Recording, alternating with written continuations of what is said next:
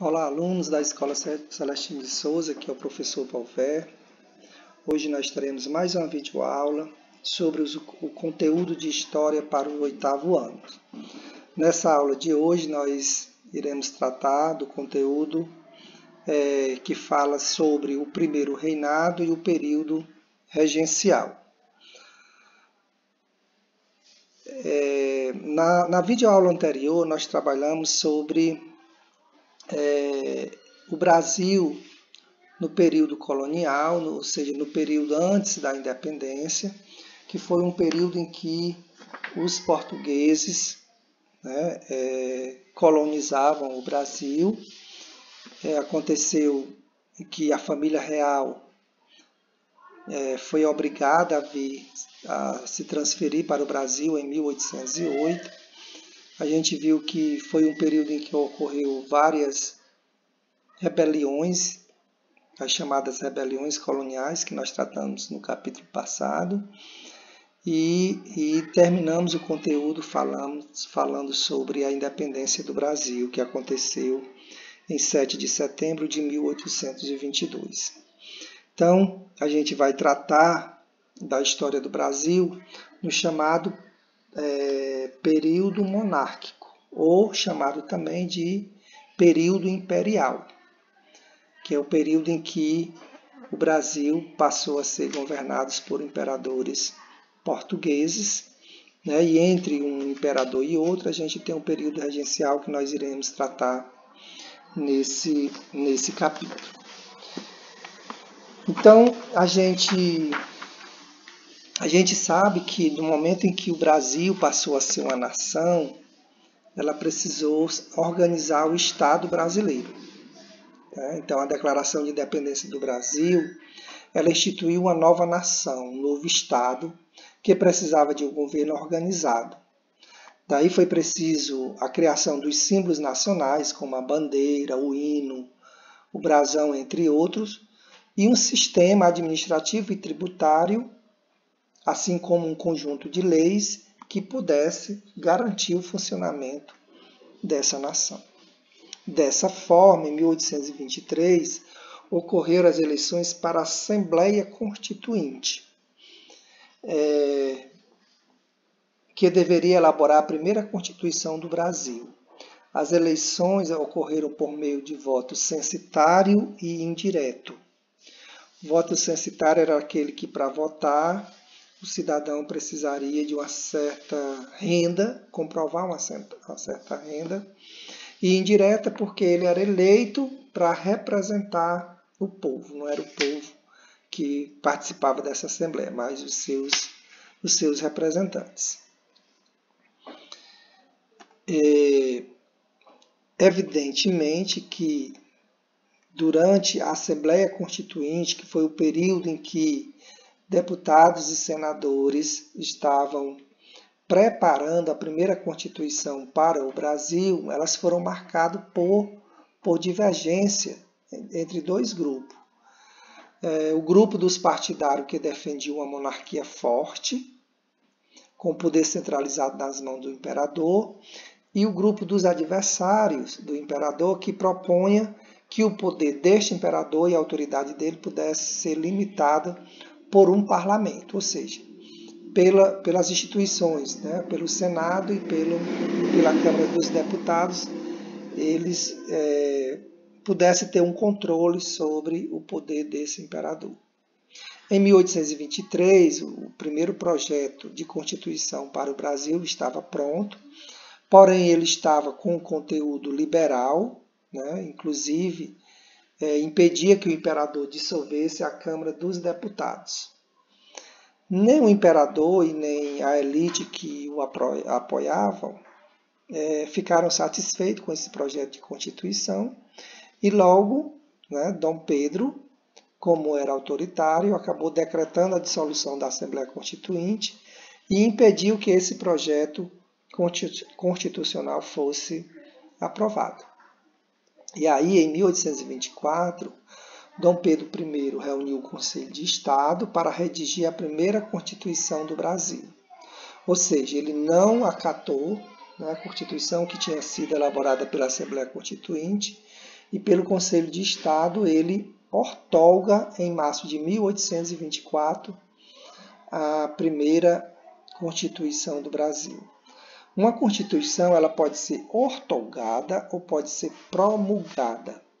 Qual a diferença? Ortolgada é quando ela é imposta, né? Ela não foi elaborada no sentido de contemplar os interesses da maioria da população, mas sim de quem estava no poder. Ela é promulgada quando são os representantes do povo que elaboram e aprovam essa Constituição. Por isso, a Constituição de 1824, a primeira Constituição Imperial do Brasil, ela vai estar marcada pelo interesse das elites, né, e do autoritarismo de Dom Pedro I. E aí essa Constituição, ela determinou o quê? O sistema e forma de governo. Estabeleceu uma monarquia como forma de governo e criou 4 poderes. É importante perceber isso, né? Porque hoje a gente tem 3 poderes, né? O executivo, o legislativo e o judiciário.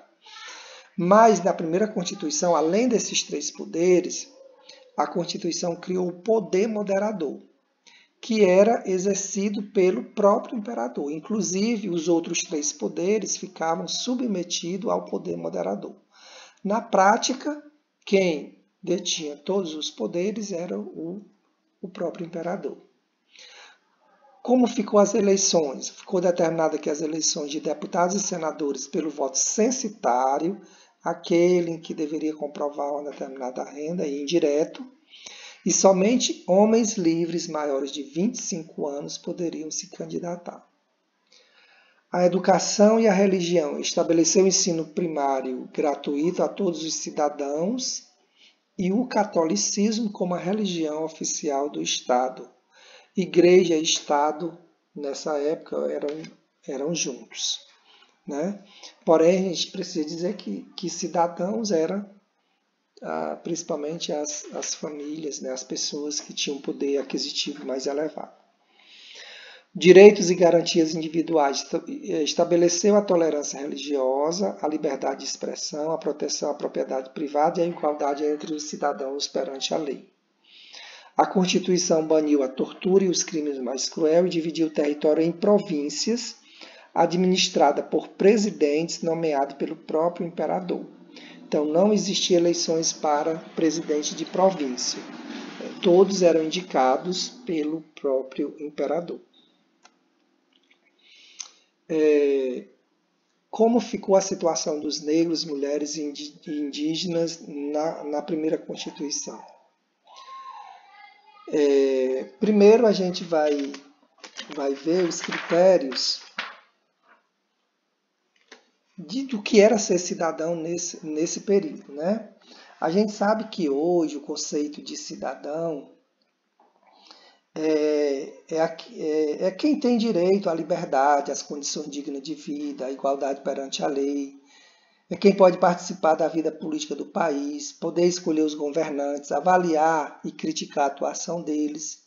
Significa também construir relações sociais com base no respeito, na cooperação e na ética. No entanto, quem eram os cidadãos e os não cidadãos?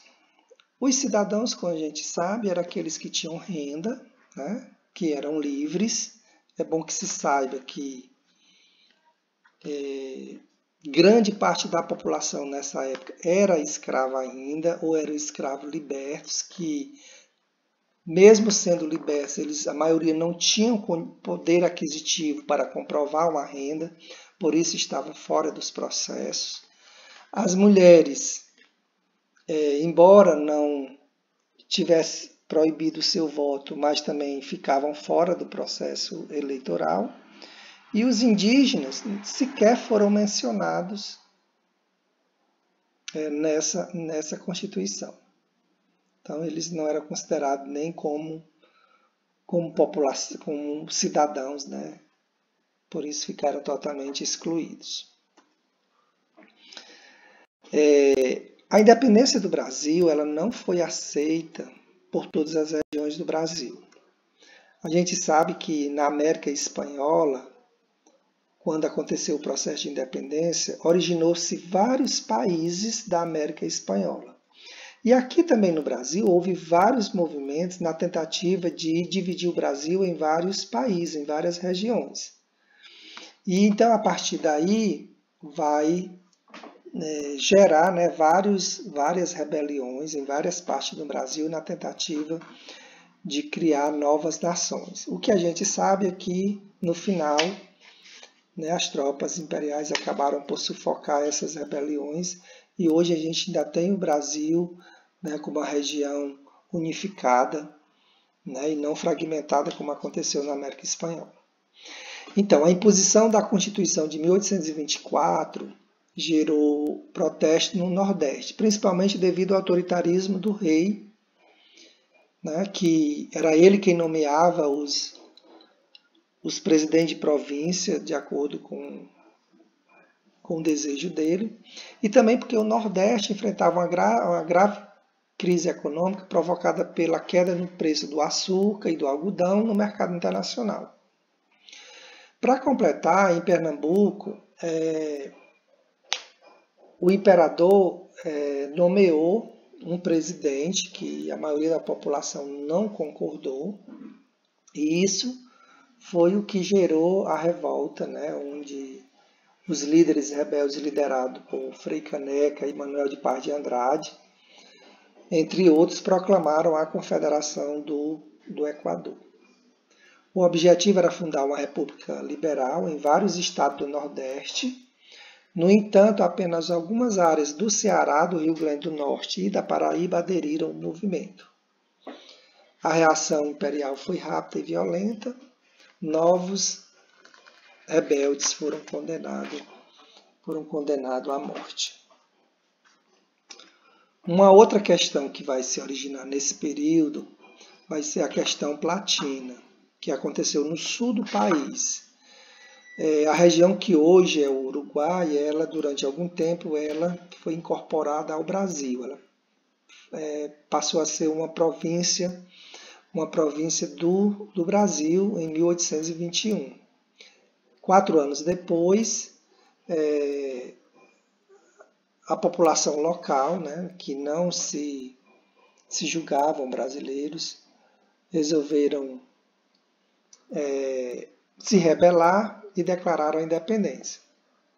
E aí eles ficaram pertencendo à Argentina e não ao Brasil. Então o conflito entre o Brasil e a Argentina nesse período, levou um desgaste político muito grande, muitas pessoas morreram, prejuízo econômico de ambos os lados. E a Guerra da Cisplatina terminou em 1828 com o reconhecimento da independência da província da Cisplatina, que adotou o nome República Oriental do Uruguai, que hoje continua sendo uma nação.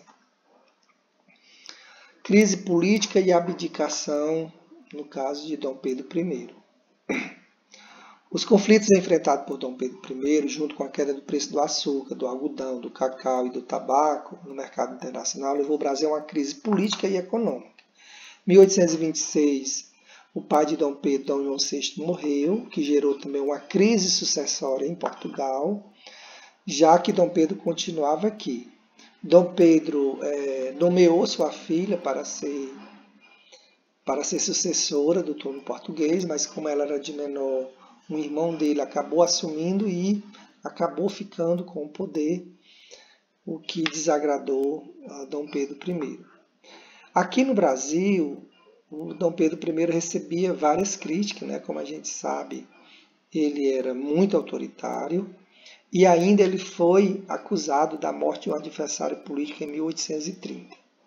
A partir desse período, de 1830, vários protestos contra o imperador se espalhou por várias cidades do Brasil e no Rio de Janeiro, várias residências de portugueses foram invadidas num movimento que ficou conhecido como Noite das Garrafadas.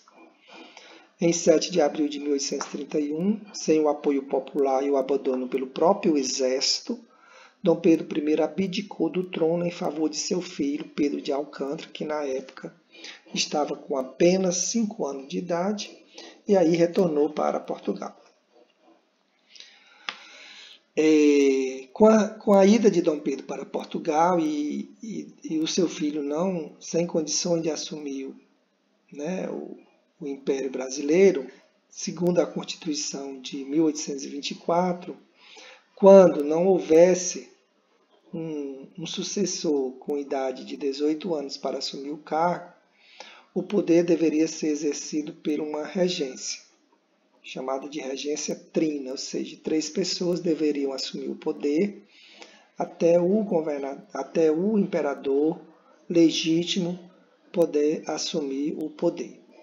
Então, a partir de 1831 a 1840, o Brasil vai ser governado por um período chamado de regencial, ou seja, são os regentes que vão comandar o poder no Brasil, né? E de acordo com a Constituição de 1824, esse regente deveria ser eleito através da Assembleia Geral, que era aquela que participavam os deputados e os senadores. Então, assim foram nomeados 3 políticos na época, né, para formar a regência trina provisória, até que houvesse uma eleição para eleger os regentes permanentes. Em 1831, os deputados e senadores elegeram a regência trina permanente, formada por 1 militar e 2 civis.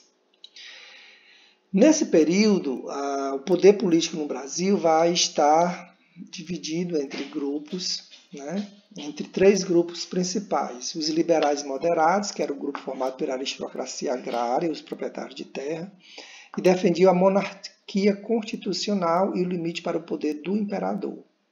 Os liberais exaltados, representados pelas camadas médias urbanas, militares, comerciantes e proprietários rurais, reivindicavam a autonomia política e econômica para as províncias, direito à voto a todos os homens livres e o fim do poder moderador.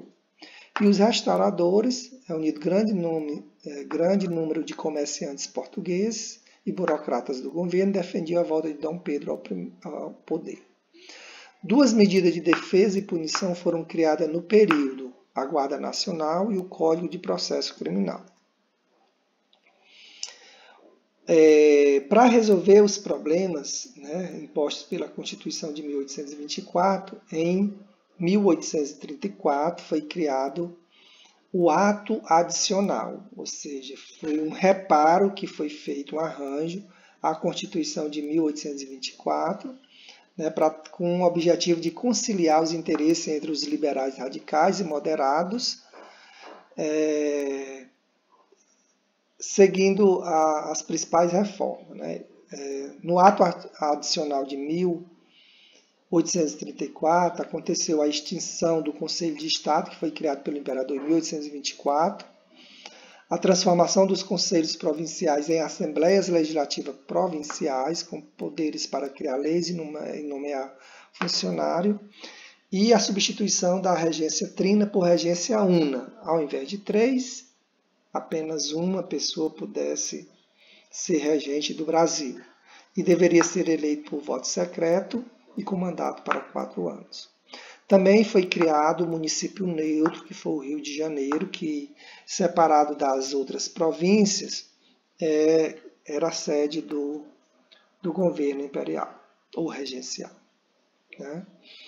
Depois disso, aí o primeiro regente uno foi o padre Feijó. Com a morte de Dom Pedro I em 1884, aconteceram algumas mudanças entre as alianças políticas das elites aqui no Brasil, e deram origem a 2 grupos. Os liberais, que eram os moderados e os exaltados, né, que a gente falou, e os conservadores, que eram os chamados restauradores. Nas eleições de 1835, foi eleito padre Diogo Antônio Feijó, dos grupos dos liberais. Feijó assumiu o governo em um contexto político conturbado. Levantes, rebeliões separatistas aconteciam em várias províncias, ameaçando a unidade territorial do Império. Então, aconteceram várias revoltas no período regencial. As rugas cuiabanas, que aconteceu em Cuiabá, né? Era formado por proprietários e comerciantes, militares e profissionais liberais e defendiam a autonomia da província de Mato Grosso. Os exaltados ou radicais defendiam até mesmo a morte dos estrangeiros.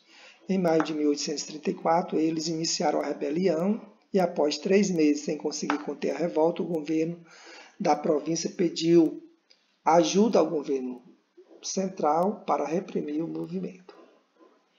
A cabanagem é um movimento que acontece na região norte, no Amazonas, na antiga província Grão-Pará. E essa região vivia uma tensão desde o período da independência, devido aos laços comerciais que os comerciantes da região tinham com Portugal. Essa tensão ainda foi mais agravada pelo abismo social que separava a pequena elite branca, que eram os proprietários de terra, os ricos proprietários de terra e os comerciantes portugueses, e a maioria da população, que era composta por indígenas, negros e mestiços, que eram chamados de cabanos e formavam a mão de obra escrava ou semi-escrava da região. Abandonados pelo poder central, uma série de levantes de cabanos ocorreram na capital e no interior, principalmente com a abdicação de Dom Pedro I. Sucessivos governantes nomeados pelos regentes foram depostos pelos cabanos, que exigiam melhores condições de vida e a expulsão dos portugueses. O movimento ganhou mais força em 1834, quando a revolta se alastrou para o interior da província. No ano seguinte, os rebeldes tomaram Belém, executaram o governador e outras autoridades, colocando no governo fazendeiro Félix Clemente Malcher. Divergências internas entre o governador e a população levou à deposição do governador e também a sua execução em 1835. O segundo governo cabano foi Francisco Vinagre, que, afetado pelas disputas internas, facilitou para que as tropas imperiais da capital pudesse o auxiliar. Depois disso, os cabanos tomaram a capital por mais 10 meses no poder. A dificuldade de definir um programa de governo, conciliar os interesses diversos envolvidos e uma epidemia de varíola enfraqueceu os cabanos. E aí facilitou a reconquista definitiva pelas tropas regenciais em 1836. Uma outra importante revolta foi a dos malês, que foi liderada principalmente por escravos e ex-escravos, que foi considerada a maior rebelião de escravo urbano de toda a América. Os malês eram monoteístas e usavam amuletos com o versículo do Alcorão escrito em árabe. Os rebeldes malês lutavam contra a escravidão e contra a conversão forçada ao catolicismo. A revolta deveria acontecer em 25 de janeiro de 1835, mas o movimento foi delatado aos seus antigos senhores, que avisou a Guarda Nacional, e os líderes foram mortos, uns para a prisão ou para o degredo na África. A revolta dos farrapos, ou Revolução Farroupilha, ocorreu no sul do Brasil e foi liderado pelos grandes proprietários de terra e criadores de gado, chamados de estanceiros. Eles tinham o objetivo de separar a província do restante do Brasil e formar uma república independente.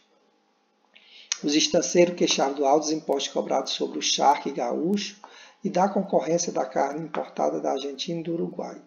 Como o governo central não aceitou a redução dos impostos, em 1835, liderado por Bento Gonçalves, os rebeldes derrubaram o governador nomeado pelo governo central.